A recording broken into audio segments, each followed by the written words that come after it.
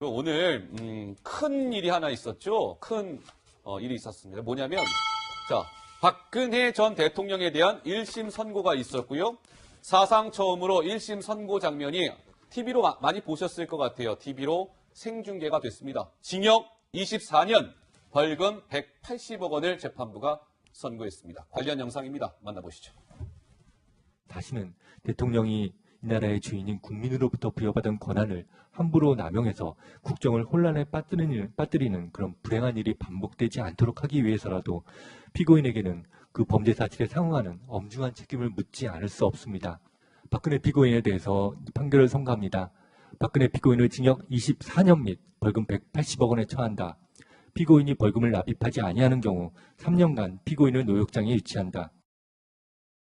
네, 김세윤 부장판사가 이제 1심을 선고를 했습니다. 자, 오늘 전유혁 작가와 함께 하겠습니다. 안녕하십니까? 안녕하세요. 어서 오십시오. 안녕하세요. 전 작가님, 네. 징역 24년, 벌금 180억 원, 1심 선고 직감적으로 무슨 생각 드셨어요? 뭐 예상한 대로죠. 예상한 대로다. 그렇긴 하지만은 직접 이제 생중계해갖고 판사의 선고문을 저도 처음부터 끝까지 주문까지 이렇게 들으면서 네. 이 나라의 그 비극이 오늘 이 현장에서 끝나야 되겠다. 그리고 우리 국민들이 참 참담하지만은 반드시 딛고 일어서서 극복해야겠다 이런 생각을 했습니다. 예. 그러니까 오늘 뭐 박근혜 전 대통령이 받고 있는 혐의가 무려 18개입니다. 18개. 네. 그러다 보니까 굉장히 그 1심 선고하는 데까지 시간이 오래 걸릴 수밖에 없었죠, 관 기자. 예, 그렇습니다. 그 판사가 들고 온 이 서류 뭉치도 상당했는데요. 그렇습니까? 지금 그림 보여드리면 예, 저 정도입니다. 저게 다 하나의 판결문처럼 이제 포함되어 있는 서류인데 최순실 씨보다 혐의가 더 많지 않습니까? 그런데 최순실 씨의 1심 선고 때는 한 2시간 정도 걸렸다고 전해지고 있습니다. 근데 그럼 박근혜 전 대통령은 혐의가 더 많으니까 최소 2시간은 넘겠거니라는 그런 얘기가 나왔던 거죠. 근데 자세히 보시면 오른손에 파란 골무를 좀 끼고 있는 모습이 예, 지금 보시는 모습이 그러네요. 예, 이게 사실 판결문에 침을 바를 수는 없지 않습니까? 그렇기 때문에 종이가 잘 넘기기 위해서 이렇게 골무를 골무를 써서 이렇게 잘 넘기게끔 이런 장치를 사용하는 모습도 포착이 됐습니다. 네. 그렇다면 이번 국정농단의 당사자 2명이죠. 박근혜 전 대통령 그리고 최순실인데 2명 다 일단 1심이 다 이제 나온 거예요, 노 기자, 네, 그렇죠? 그렇습니다. 최순실 같은 경우는 징역 20년에 벌금 180억 그리고 추징금 72억 정도를 받아서 조금 차이가 있었는데 그 징역 연수는 조금 더 줄고 벌금은 똑같은 걸 알 수가 있습니다.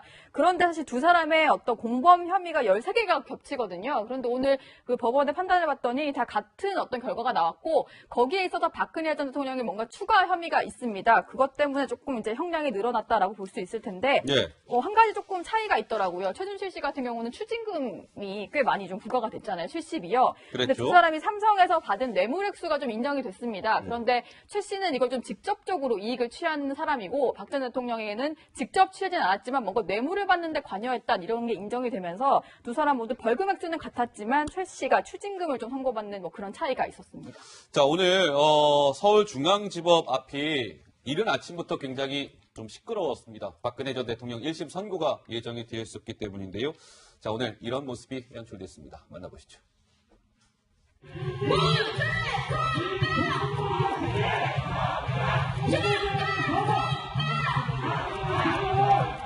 정치보복을 하지 말고 가장 먼저 누구를 구속시켜야 합니까? 박근혜 대통령께서 아무 죄도 없이 근거도 없이 구속되어 계시기 때문입니다. 모든 게 조작된 증언에서 만들어진 가짜 물적 증거 하나도 없는 오늘에야 이제야 1심이 열리고 있습니다. 이게 말이 됩니까? 오늘 어떤 결과가 나오더라도 우리 굴복하지 맙시다. 네, 태극기 집회가 열린 모양입니다. 전 작가님, 오늘 네. 굉장히 막 과격한 언어도 나오고요. 무슨 뭐 작두 같은 것도 등장하고요. 굉장히 좀 볼썽사나운 모습이 연출됐다고 해요. 예. 여러 가지로 볼 때 이제 박근혜 대통령이라는 굉장히 비정상적인 그 대통령이기 때문에 그들의 그 지지자 역시 어떻게 보면은 우리가 생각하는 상식선에서 이야기를 하지 않는다는 그런 생각이 듭니다. 예. 그리고 저는 정말 안타까운 것이 이제까지 우리가 민주화 속에서 선거 권력의 신성함을 통해서 당선을 시킨 대통령이 이런 결과를 국민들 앞에 보여줬다는 거 저는 뭐 더 말할 게 뭐가 있겠나 싶습니다. 예. 근데 오늘 박근혜 전 대통령에 대한 1심 선고의 당사자인 박근혜 전 대통령은 다들 오늘 뭐 뉴스를 통해 보셨겠지만 불참했습니다. 참석하지 않았었죠. 자, 그동안 뭐 재판 보이콧을 계속 좀 주장해 오지 않았습니까? 박근혜 전 대통령. 자, 목소리를 잠깐 듣고요. 말씀을 좀 더 이어가 보도록 하겠습니다. 그러니까 자꾸 품격 떨어지는 얘기만. 아, 정말 참 끔찍한 거짓말도 앵간해야지. 그렇게 저질스러운 거짓말이 난무하는 이게 건전한 이 분위기인가 하는 회의가 많이 들어요. 정유라를 이게 글쎄요. 한마디로 민망스럽게 그지없는 얘기들이 요즘은 그냥 뭐 아무것도 그냥 아닌 것 막 같이. 돌아가는, 그래서 전에 같으면 어떻게 입에 그런 얘기를 담어 사람이 인격이 있는데 이럴 얘기도 지금은 그냥 막 하고 막 행동하고 그러니까 그만큼 뭔가 이게 잘못 돌아가고 있다는 증거입니다. 네, 박근혜 전 대통령 건강을 이유로 오늘 불출석했다고 하는데 전 작가님 좀 씁쓸한 표정을 지시네요. 저 목소리 들으면서요. 아무래도 이제 같이 일했었고 예. 또 저도 이제 그 파란만장함 속에서 이제 끼어들었던 사람인데 네. 저도 저 인터뷰를 보면서 예전에 지금 저러고 있을 때가 아니다. 아. 정말 국민들 앞에 솔직하게 이야기하고 최순실 그 일가, 최태민 일가로부터 어떤 식으로 유린당하고 속았는지 이걸 이야기하면서 국민들께 죄송함을 말해야 되는데 저거는 뭐라고 할까요? 그냥 이 동네에 찾아온 그 친구하고 같이 무슨 그 신변 얘기하는 저 언어의 그 품격과 대화하는 내용에 좀 절망했는데 오늘 같은 날 저걸 보니까 더 기가 막힙니다, 사실은. 네. 여러 가지 정말 만감이 교차하는 것 같습니다. 그런데 오늘 1심 박근혜 전 대통령 1심 선고가 정말 사상 처음으로 TV로 생중계됐잖아요, 노 기자. 네, 그렇죠? 그렇습니다. 2시간 가까운 시간 동안 혐의와 이런 것들 주문을 읽어내려고 하는 모습을 온 국민이 그냥 바로 이제 실시간으로 볼 수가 있었는데요. 이렇게 1심 선고가 이제 재판이 생중계되는 것은 사상 처음 있는 일이었고, 그리고 지금 보시면은 그 이제 법정 안에 들어가려고 줄을 서서 이제 좀 이제 검색을 받는 국민들을 볼 수가 있는데, 그러네요. 사실 이번에 모든 방송국에 어떤 취재진이 들어가서 무턱대고 찍을 수 있는 건 아니었고요. 어떻게든 이제 처음으로 진행되는 생중계였기 때문에 법원에서 섭외한 이제 외부 업체 카메라를 고정을 해서 또 방청객 얼굴이 공개가 되면 안 되잖아요. 그래서 방청객은 철저하게 찍을 수 없도록 하고 좀 제한된 한에서 좀 촬영을 했는데 어쨌든 저도 처음 보는 그런 생소한 광경이었습니다. 근데 작가님 어떻습니까? 저 TV로 생중계된 것과 관련해서 뭐 여러 가지 말들이 많았잖아요. 네. 근데 전 작가님은 생중계된 거 그냥 적절하다고 보십니까? 어떻습니까? 저는 필요했다고 봅니다. 필요했다고 보세요. 우리 국민들이 글쎄요, 이제 중계 없이 이렇게 선고가 내려졌다. 그것을 기사로 읽는 거 하고 판사의 그 선고문을 그 또박또박 읽는 2시간을 함께 했다는 거하고 저는 앞으로 우리의 역사에는 굉장히 큰 차이가 있을 거다 봅니다. 네. 아프지만은 아프지만. 그 현실을 눈을 똑바로 뜨고서 직시해야 되는 순간이다. 이렇게 생각합니다. 알겠습니다. 자, 오늘 실시간 검색어에 박근혜 전 대통령의 1심 선고를 한 김세윤 부장판사 이름 석자가 계속 올라와 있던데요. 자, 김세윤 부장판사 오늘 주문을 낭독하기 전에 재판을 시작하면서 이렇게 얘기했습니다. 그 목소리 듣고 오시죠. 재판장의 지시 통제에 따라서 정숙을 유지하면서 선고를 지켜보셔서 오늘 선고 절차가 원활히 진행될 수 있도록 협조해 주시기를 당부드립니다. 방청석에서 조그만 소리라도 나는 경우에는 선고에 큰 지장을 주게 됩니다. 방청석에서 이처럼 소리를 내거나 소란 행위를 하는 경우에는 별도의 경고 조치 없이 즉시 법정 경위에 의한 퇴정 조치를 하도록 하겠습니다.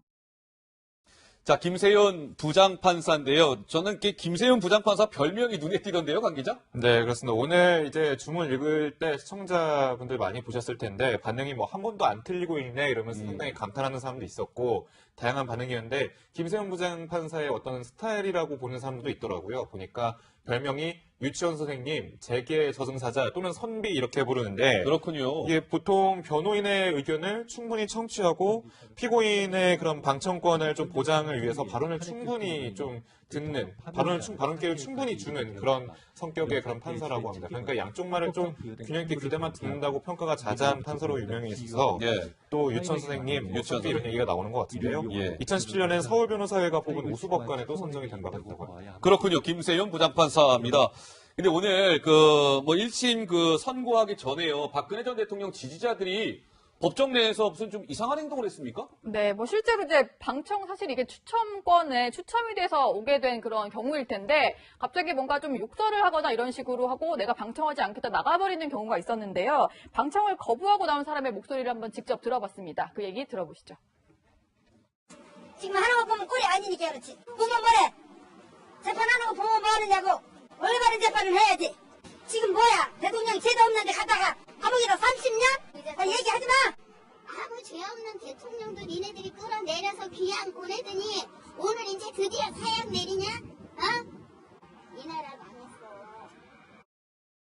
좀 전에 뭐 유치원 선생님으로 불린다는 김세윤 부장판사 얘기가 나왔으니까요. 오늘 김세윤 부장판사의 무슨 글쎄요 관까지 뭐 등장을 하고 정말 참 볼 수 없는 모습 아니겠습니까? 봐서도 안 되고요. 글쎄 굉장히 어떻게 보면은 무슨 엽기 영화의 한 장면 같기도 하고요.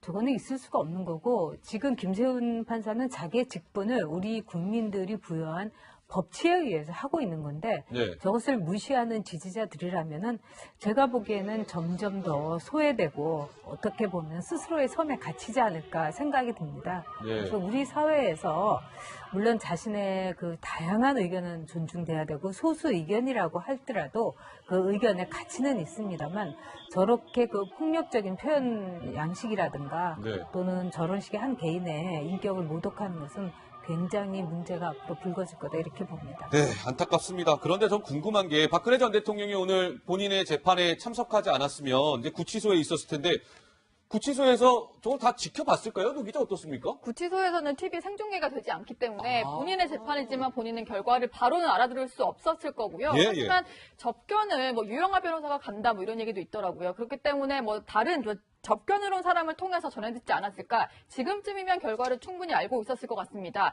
그리고 저녁 7시 뉴스 정도에서부터는 또 본인이 직접 볼 수도 있다고 하니까 아무래도 금방 결과를 알고 어떤 입장도 내놓지 않을까 이런 생각이 듭니다. 예. 알겠습니다. 자, 박근혜 전 대통령은 오늘 불참했지만 국선 변호인, 궐석 재판이 진행되면서 국선 변호인들이 박근혜 전 대통령을 변호해 오지 않았습니까? 오늘 법정에도 모습을 드러냈는데요. 잠깐 목소리 듣고 오시겠습니다. 그동안 한 번도 접견을 못 하신 거는 맞으신 거죠? 말씀 못 드리겠고요. 먼저 들어가야 돼서 혹시 죄송합니다. 결과에 따라서 항소하실 생각도 있으신 거예요? 그거는 항소는 그분이 결정하시는 거라 제가 함부로 말할 건 아닌 것입니다. 중요한 사건에서 변호인으로서 소감 같은 게 있으실 것 같은데 나중에 기회가 되면 말씀드리겠습니다. 변론 요지서를 한 200페이지 넘게 냈다고 들었는데 그거 뭐 끝까지 뭐 최선을 좀 다하신다는 얘기시죠? 예, 저희 국선 변호인들은 마지막까지 피고인의 이익을 위해서 최선을 다하는 겁니다. 네, 강철구 국선 변호인의 목소리 들었습니다. 그런데 이런 거죠. 박근영 전 이사장 있지 않습니까? 박근혜 전 대통령의 동생이죠. 박근영 전 이사장은요, 불과 며칠 전에 1심 선고를 앞두고 이렇게 주장한 바 있습니다. 그 목소리도 준비되어 있습니다. 만나보시죠. 어떤 결과가 나오든 저는 무죄라고 저는 생각하고 항상 역사의 법정에서는 무죄다. 지금까지 무슨 이야기들을 하셔도 그런 우리는 신념을 갖고 있습니다. 네. 그것도 친족이라도 힘든 것 같더라고요. 제 차례는 안 돌아올 것 같아서.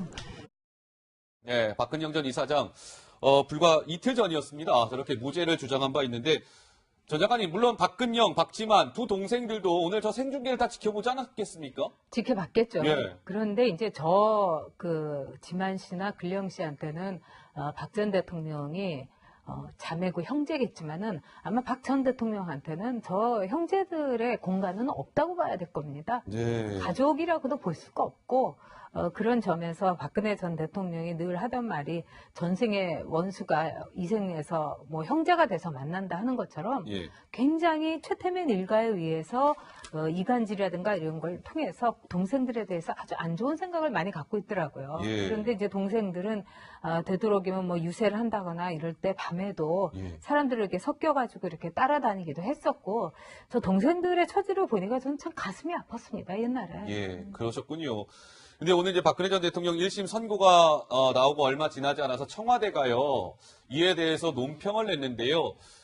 좀 눈길이 갔습니다. 이런 논평이 나왔습니다. 시청자 여러분 보시면 이렇습니다. 오늘 모두의 가슴에는 메마르고 스산한 바람이 불었습니다. 나라 전체로 봐도 한 인생으로 봐도 가슴 아픈 일입니다. 기억하지 않는 역사는 되풀이 된다고 합니다. 오늘을 잊지 않겠습니다. 청와대 대변인 김의겸 이렇게 되어 있는데요. 글쎄요, 논평인 것 같기도 하고 약간 뭐 시적인 문장도 좀 들어가져 있는 것 같고요. 전 작가님은 어떻게 보십니까? 청와대 논평? 글쎄, 간만에 본 굉장히 좋은 논평이다 이렇게 생각합니다. 청와대에서 나온. 예. 그리고 기억하지 않는 역사는 되풀이 된다고 한다. 오늘을 잊지 않겠다. 청와대도 잊지 않아야 되고 예. 뭐 자유한국당 온 나라가 잊지 않아야 되겠죠. 그러나 정말로 잊지 않아야 될 사람들은 아마 박근혜 전 대통령 자신일 겁니다. 네.